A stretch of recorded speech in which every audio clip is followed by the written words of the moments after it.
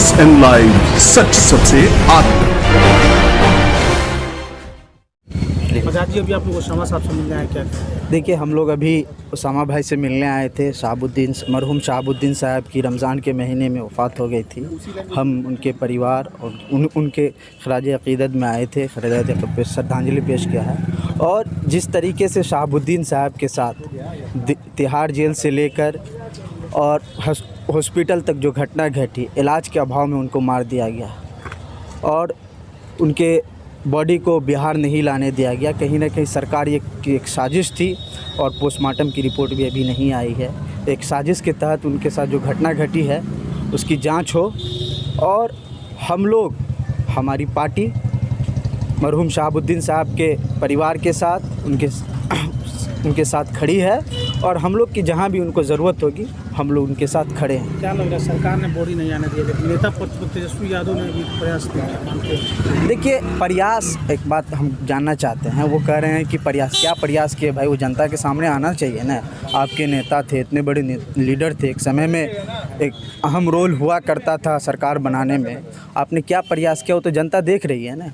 किसने प्रयास किया, क्या प्रयास किया, वो सब जनता देख रही है और लोग देख रहे हैं, लोग समझ रहे हैं। जब उनके 3 किलोमीटर पर वो शहाबुद्दीन साहब का डेड बॉडी पड़ा हुआ था तो आप उनके यहाँ मिलने तक उनके परिवार के साथ खड़ा होना नहीं समझे। आप कह रहे हैं कौन सा आप उनको मदद किए हैं? कहाँ मदद किए हैं? तो लोग देख रहे हैं ना। एक सिंपैथी देने का समय था, इसलिए हम लोग आज मिलने आए हैं। हम लोग बहुत पहले भी कोशिश किए थे, लेकिन हमारे आदरणीय नेता श्री पप्पू यादव जी के साथ इतनी बड़ी घटना हुई, उसको लेकर लगातार हम लोग आंदोलन कर रहे थे। लेकिन आज हमें मौका मिला, हम मिलके उनका हालचाल लिए, स्वास्थ्य उनका कैसा ये जाने और बधाई दी उनको कि भाई आगे की जो भी आपकी राजनीति है, जिस विचारधारा से आप आगे राजनीति करना चाहते हैं, आपको उसके लिए बधाई भी। चूँकि देखिए, बिहार में शहाबुद्दीन साहब एक बहुत बड़े ओहदे के नेता माने जाते हैं। पूरा सिवान ही नहीं, पूरे बिहार में उनके द्वारा किए गए कामों को लोगों ने सराहा है और अब उनकी विरासत संभालने का समय आया है और लोग उसामा जी की तरफ देख भी रहे हैं। और हम लोगों को भी उम्मीद है कि उसामा जी विदेशों में पढ़ के आए हैं, उनके पास भी बहुत सारी जानकारियां हैं, बिहार में फिर इतने दिनों से रह रहे हैं, तो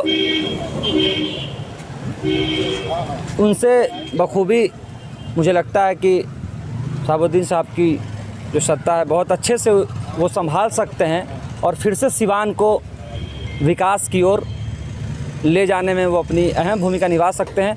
इन्हीं बातों को लेकर हम लोग एक व्यक्तिगत तौर पे ये मुलाकात हमारी हुई थी। पूर्व सांसद शहाबुद्दीन के निधन के तुरंत बाद ही पप्पू यादव पहुंचे हुए थे और उनके पार्टी से कई सारे नेता लगातार आ रहे हैं, तो ये भी माना जाए कि आप लोग एक राजनीतिक अप्रोच भी लेकर आ रहे हैं ऑफर अपनी पार्टी के लिए। देखिए, नेतागिरी और कोई करते होंगे ना, हमारे जन अधिकार पार्टी ना हमारे पप्पू यादव। सबसे पहले यहाँ पप्पू यादव आए थे, लेकिन देखिए, पप्पू यादव और शहाबुद्दीन साहब की बहुत अच्छी अंडरस्टैंडिंग रही है बिहार की राजनीति में और पप्पू यादव और शहाबुद्दीन ने हमेशा एक दूसरे का साथ दिया है। और हम लोग कोई ऑफ़र वगैरह लेके नहीं आए हैं, हम लोग उनको बताने आए हैं कि हमारी जन अधिकार पार्टी आपके साथ खड़ी है, राजनीतिक तौर पे नहीं, लेकिन आपके व्यक्तिगत तौर पे हमारी जन अधिकार पार्टी, हमारे नेता और हमारा हर एक लोग जब भी उनको व्यक्तिगत तौर पे ज़रूरत पड़ेगी हम लोग साथ देने के लिए तैयार हैं। ये इसमें किसी तरह की राजनीतिक भावना को ना ही देखा जाए तो बेहतर है। व्यक्तिगत तौर पे जो शहाबुद्दीन साहब से हमारे नेता का रिश्ता रहा है या शहाबुद्दीन साहब की जो विचारधाराएँ रही है, हम लोग चाहते हैं कि उसामा भाई भी उसी विचारधारा पे काम करें और आगे बढ़ें, ताकि बिहार में एक युवा नेता। सवाल इससे हटके कि आपके जो नेता हैं पप्पू यादव जी, अभी उनकी जमानत रद्द हो गई है, लगातार ये भी बयान आ रहा है कि उनको मारने का प्रयास सरकार कर रही है, क्या कहते हैं?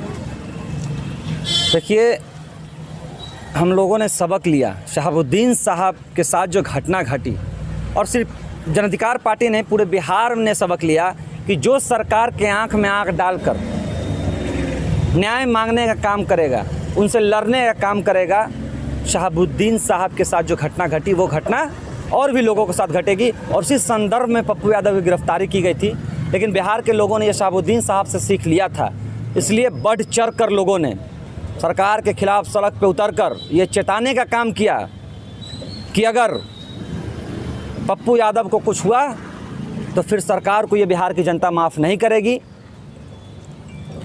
और खामोश नहीं रहेगी। हम लोगों ने शायद देर कर दिया शहाबुद्दीन साहब के मामले में सड़क पे उतरने में। हम लोग अगर सड़क पे उतरते हैं, उनकी जिस तरह से उनको दिल्ली एम्स नहीं रेफ़र किया गया था, अगर इन मामलों को लेकर हम सड़क पे उतरते हैं तो शायद इतनी बड़ी घटना नहीं होती। हम लगातार कह रहे हैं कि हम लोग ओसामा साहब के साथ खड़े हैं और हमेशा रहेंगे व्यक्तिगत तौर पे। उनका राजनीतिक स्टैंड जो भी हो, शहाबुद्दीन साहब के साथ हमारे नेता का पुराना रिश्ता रहा है और उसी रिश्ते को निभाने हम लोग आज यहाँ पे आए हैं। दोस्तों, हम आपके लिए एक बेहद ही शानदार और धमाकेदार ऑफर लेकर आए हैं। अगर आप मरीन एकेडमी में ज्वाइन करना चाहते हैं एवं मरीन में अपना करियर बनाना चाहते हैं तो हम आपके लिए एक संस्था लेकर आए हैं। संस्था का नाम है श्रेया मरीन एकेडमी, अंतर्राष्ट्रीय पोल प्रशिक्षण, जहां पे 10वीं 12वीं एवं ITI पास अपना नामांकन ले सकते हैं। दोस्तों, यह 3 साल का प्रशिक्षण है और प्रशिक्षण के दौरान रहना, खाना एवं 8,000 रुपये प्रति माह स्कॉलरशिप 3 वर्षों तक का प्रदान होता है। यह प्रशिक्षण 18 से 33 वर्ष के युवक अपना नामांकन ले सकते हैं। नामांकन के लिए आप इन्हें कॉल कर सकते हैं। इनका नंबर है 9576888811 एवं इनका ऑफिशियल वेबसाइट है www.smplmarine.com। यह संस्थान बेली रोड, पटना IGIMS के नजदीक स्थित है। दोस्तों, इसकी अच्छी बात यह है कि प्रशिक्षण के दौरान यहाँ 8,000 रुपये प्रति माह 3 वर्ष तक स्कॉलरशिप छात्रों को मिलती है, जो और कई दूसरे संस्थानों से इसे बेहतर बनाती है और सबसे अलग संस्थान है। तो देर किस बात की, इच्छुक युवक अपना नामांकन के लिए जल्द से जल्द हमें